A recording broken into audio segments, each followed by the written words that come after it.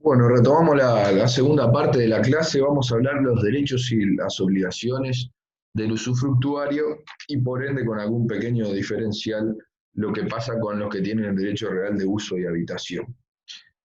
Podemos distinguir en el orden cronológico cómo se van dando estas obligaciones. Diremos que antes de comenzar el usufructo emergen dos obligaciones principales que encuentran el apoyo legal en el 514 del Código Civil que pasamos a mencionar. Dice, el usufructuario, antes de entrar en el goce de los bienes, está obligado a formar con citación del dueño un inventario solemne de todos ellos, haciendo tasar los muebles y constar el estado de los inmuebles. Esto del inventario solemne ha dado un poco de dudas a la doctrina acerca de si necesariamente requiere la intervención del Poder Judicial, que sería a través del funcionario de categoría o de carrera, que es el alguacil, que va y un poco le da la imagen pública y esa palabra solemnidad sería interpretada de esa manera. Para otros alcanzaría con que vaya un escribano público, que no es un funcionario judicial, pero sí le da cierta categoría o cierta solemnidad en el sentido de que no se hizo cualquier cosa en ese inventario. ¿En qué puede consistir? Bueno, en labrar un acta que diga las cosas están en determinado estado de conservación, la ventana está rota, las pinturas más o menos, etcétera, ¿verdad? La mayor posibilidad de describir la cosa, sea mueble o inmueble, y el estado de conservación. ¿Para qué se hace todo esto? Bueno, para que una doble garantía, para que la persona que debe restituir después no se le exija más de lo que recibió, le dicen, ah, estaba impecable, mira cómo me lo devolves, y también para darle la garantía al nudo propietario que cuando se lo devuelvan no se lo devuelvan todo destruido. O sea que el inventario viene a ser como la foto o la radiografía de la cosa, y evidentemente que la doctrina mayoritaria entiende que a través de escribanos se puede hacer este inventario, no necesariamente o no exclusivamente a través del Poder Judicial. La otra obligación antes de comenzar el usufructo es dar fianza. Esa palabra que ustedes después van a estudiar mejor cuando vean los contratos de garantía, justamente refiere a dar una garantía para el caso de que ese usufructuario haga un uso abusivo o desmedido o no sea adecuado, tratada la cosa con equidad, haya de dónde cobrarse o de dónde resarcirse. La fianza en general es en forma personal una persona de solvencia que sale de garantía, firma y dice, para el caso que acá haya estropicios, yo me voy a hacer cargo económicamente de los destrozos que pueda haber causado esa persona. Así que allí describimos las dos obligaciones principales del usufructuario antes de entrar en el uso y goce. Luego, en el desarrollo, precisamente, y es lo básico de la figura, el usufructuario usa y goza de la cosa. Entonces, si es una cosa fructífera, percibe los frutos que la cosa produce. Ejemplo, es una chacra que produce manzanas, el usufructuario por el lapso de tiempo que se haya pactado, o si no se pactó nada, hasta su muerte, recibe todas las cosechas de manzana que produce esa cosa.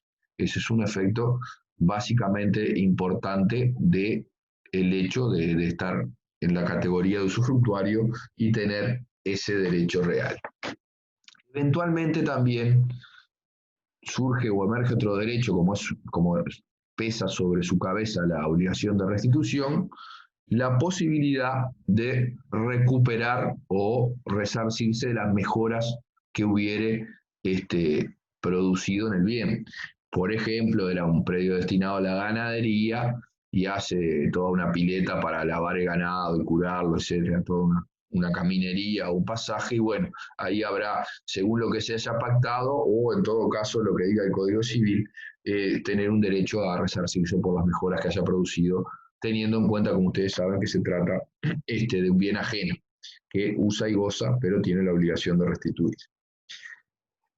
Marcando las diferencias respecto de los otros dos derechos reales que mencionábamos, el uso y la habitación, a texto expreso el 543 nos dice que ni el usuario ni el habitador estarán obligados a prestar fianza. O sea que allí se diferencia totalmente del usufructo en ninguno de los dos casos deben prestar fianza. Sin embargo, dice el segundo inciso, el habitador es obligado a inventario. ¿Qué quiere decir esto? Que conviene, cuando yo voy a habitar una casa ajena en forma gratuita, hacer el inventario para que después no se me reclame más por el Estado, estaba impecable, mirá cómo me lo devolves, etc. Entonces es muy conveniente para el caso de la habitación realizar lo que se llama el inventario, que más o menos describimos cuando hablábamos del usufructo. Allí estaría marcada un poco las diferencias entonces entre las obligaciones y derechos del usufructuario y del usuario y del habitador. Juega un rol secundario, pero no está de más mencionarlo. El nudo propietario, que es el que se queda con la propiedad desnuda, tiene el deber de no obstaculizar, de no molestar el uso y goce del usufructuario y por tanto, básicamente lo que le queda libre o lo que le queda en sus manos es el poder de disposición. Lo que puede hacer es vendérselo a otro. Mucho más de eso no puede hacer el nudo propietario porque goza de la famosa propiedad desnuda y solo le queda el poder de disposición. Básicamente esperar o que concluya el plazo o que se muera el usufructuario para volver a completar y tener todos los atributos de la propiedad en sus manos, sea uso, goce y disposición. Por último, vamos a mencionar los modos de acabarse, los modos de extinción del usufructo, y allí, antes de encararlo, vamos a decir que hay una remisión de la normativa en sede de uso y habitación que reenvía y dice que todo esto que vamos a mencionar nosotros aplica también al uso y la habitación. Los modos de acabarse del usufructo son aplicables con su detalle in totu en toda la medida a el uso y la habitación. Los modos de extinción o los modos de acabarse el usufructo están descritos por el 537 del Código Civil y nos va pautando en 6 numerales u ordinales estas posibilidades. El número 1 dice una cosa que a esta altura debería habernos quedado claro, pero no me molesta machacarlo porque es clave en este derecho real. Se termina con la muerte del usufructuario. Si no se estableció otra cosa, la muerte del usufructuario termina el usufructo. Pensemos al revés.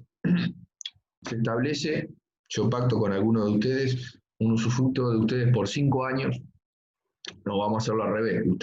Ustedes son los dueños y pactan conmigo un usufructo, yo voy a usar y gozar por 5 años, pero resulta que en el 2022 me muero. Ahí, por más que esté ese plazo pactado, la muerte del usufructuario acaba con el usufructo, no hay duda de eso.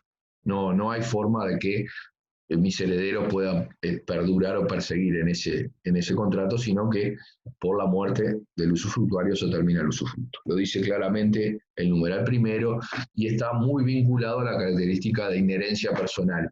Sigue las cosas en manos de quien esté, pero el usufructuario. Una vez que se murió el usufructuario, ahí no sigue. Esa es la conclusión. Si le buscáramos fundamento, bueno, supuestamente un poco del siglo XIX era el derecho arbitrario propietario, no se quería que se fuera de las manos y por mucho tiempo quedara desconcentrados esos atributos del propietario y por tanto debería volver en algún momento y por eso no se quería prorrogar, por ejemplo, en los herederos del usufructuario, sino que era conveniente desde ese punto de vista de la propiedad, que bueno, que puede tener una función más social la propiedad, ¿verdad? Pero en ese concepto del siglo XIX esa sería una de las explicaciones. El numeral segundo justamente habla algo que ya venimos tocando, que es por la conclusión del tiempo, precisamente el ejemplo, le doy a fulanito por 5 años o por 10 años. Se llega a esa fecha y ese fulanito, que es el usufructuario, está vivo, allí por operación del plazo, se llegó al plazo y acaba el usufructo, porque así, por ejemplo, lo habían pactado las partes. La otra posibilidad habla del cumplimiento de la condición resolutoria. Esto implica que en el acuerdo se puso, o bueno, eventualmente en un acto de última voluntad en el testamento, hasta que fulanito, por ejemplo, en el caso de ustedes, se reciba del contador. Le daban el usufructo de una casa o de un negocio, pero pensando darles una mano, porque estaban estudiando, pero que llegado el momento, la liberación venía por el lado de recibirse. Obviamente que siempre pongo este ejemplo medio tonto que todos se ríen porque, bueno, entonces no se recibe nunca, ¿verdad? Nuestra naturaleza holgazana y vaga, me incluyo, haría que en vez de ser un puntal o una cosa para empujarnos a recibirnos, capaz que no nos tire para atrás. Pero bueno, esa la condición resolutoria es algo que es un poco incierto de si se va a dar o no, pero de concertarse, de resolverse, ¿verdad? Que esa persona alcanza el título de contador público, ahí se cumpliría la condición y sería una forma de acabar el usufructo por cómo lo dice este numeral segundo del 537. Vuelvo a reiterarlo por las dudas, si no quedó claro, también todo esto aplica al uso y a la habitación porque el 542 dice que todas estas formas también son aplicables a los otros derechos reales. Tercero, por la consolidación del usufructo con la propiedad. Esto guarda mucha relación cuando hablábamos en la primera parte del concepto de usufructo. Como necesariamente debe ser un derecho sobre cosa ajena, la consolidación implica básicamente que el usufructuario le compra al nudo propietario o viceversa, ¿verdad? El nudo propietario dice, no, me estoy aburrido de esperar que ocurra el vencimiento del plazo o el fallecimiento y te compro. Concertada de alguna forma que en una misma persona se reúne la calidad de usufructuario y el nudo propietario, deja de tener sentido porque el ABC o lo básico de este instituto es que es el uso y goce sobre cosa ajena. Cuando deja de serlo y es sobre cosa propia, se acaba o se extingue, no tiene forma de ser o no tiene fundamento mantener el usufructo. La cuarta forma o numeral que indica cómo acaba el usufructo es por el no uso. Esto sí es un punto relevante y diferencial del derecho real más importante que la propiedad, porque la propiedad de por sí sola tiende a la perpetuidad. Y ustedes dirán, bueno, pero no sea bombado, profesor, está el instituto de la prescripción adquisitiva que permite a otros, si por posesión y tiempo, quitármelo. Sí, básicamente eso es cierto, ese instituto existe, pero mientras tanto alguien no se ponga proactivo y posea mi bien y cumpla con las características legales, mi derecho de propiedad está destinado a la perpetuidad. En cambio, estos derechos reales menores o limitados, como se les suele denominar al usufructo, el uso y la habitación, con el no uso, el no estar en contacto o el no ponerlos en funcionamiento, hacen que a la larga se pierda. La remisión legal dice, por el no uso durante el tiempo y conforme a las reglas establecidas en el título de la prescripción. Acá tenemos una pequeña actualización dada por la LUC o Ley de Urgente Consideración.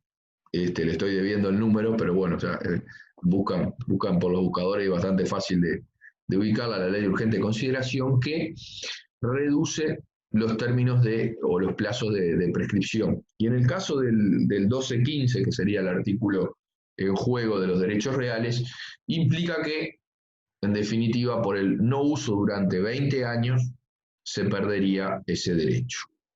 ¿Por qué menciono la ley de urgente consideración? Porque esa ley redujo el plazo que siempre recitábamos nosotros, que era de 30 años, aminoró, achicó, y hoy tenemos que decir que por el no uso de 20 años del usufructo, lo mismo válido para el uso de la habitación, se pierde el derecho.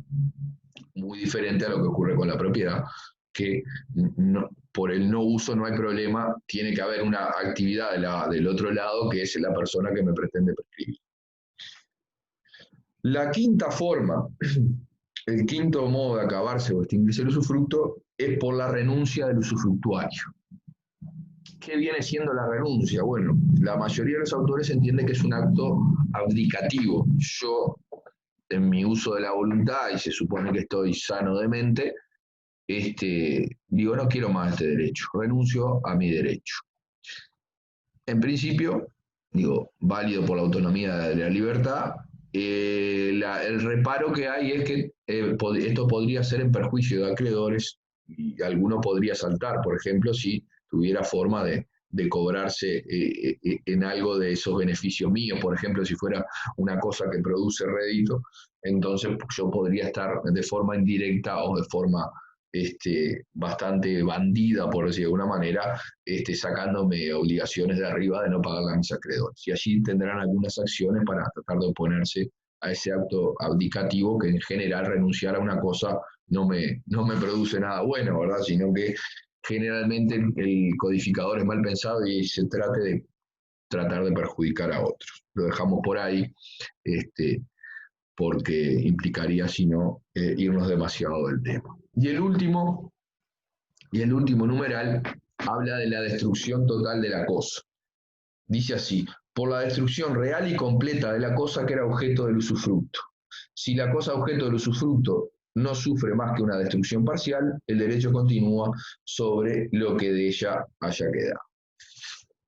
Ejemplos bastante trágicos, ¿verdad? Por ejemplo, la deflagración, ¿vieron cuando hay gas por cañería o también en menor medida, pero también puede hacer un destrozo bastante grande las garrafas de supergas? Personas mayores, ¿verdad? De repente que viven solas y dejan eso abierto, se produce la explosión y muchas veces han tenido que ir los edificios a destrucción total porque no, los cimientos y todo, dependiendo de la entidad de la deflagración, es la pérdida de la cosa. Si alguien estuviera usufructuando y ocurre esto, sería un ejemplo típico para decir, bueno, se acaba porque no hay cosa que, en el caso del apartamento, no hay cosa que usufructuar. Bueno, me parece que con estas nociones generales les vuelvo a indicar mucho repaso del Código Civil y volver a marcar el apoyo recomendado, por lo menos de esta cátedra, el tema del Manual de Derecho Civil, los puede ayudar y por supuesto agradecerles la, la atención de seguir a través de este medio y bueno, esperando de nuevo, soy medio reiterativo, volver al contacto cuando nos permita la pandemia personal, que por supuesto que es mucho más productivo en el ida y vuelta y la preguntita del corredor y eso que ayuda. Pero bueno, no es sacarnos culpa, pero hacemos todo lo posible, muchachos. Bueno, ojalá que esto se pueda solucionar. No digo pronto porque ya nos viene demorando bastante. Un abrazo a la distancia y cuídense todo lo que puedan. Chau, chau.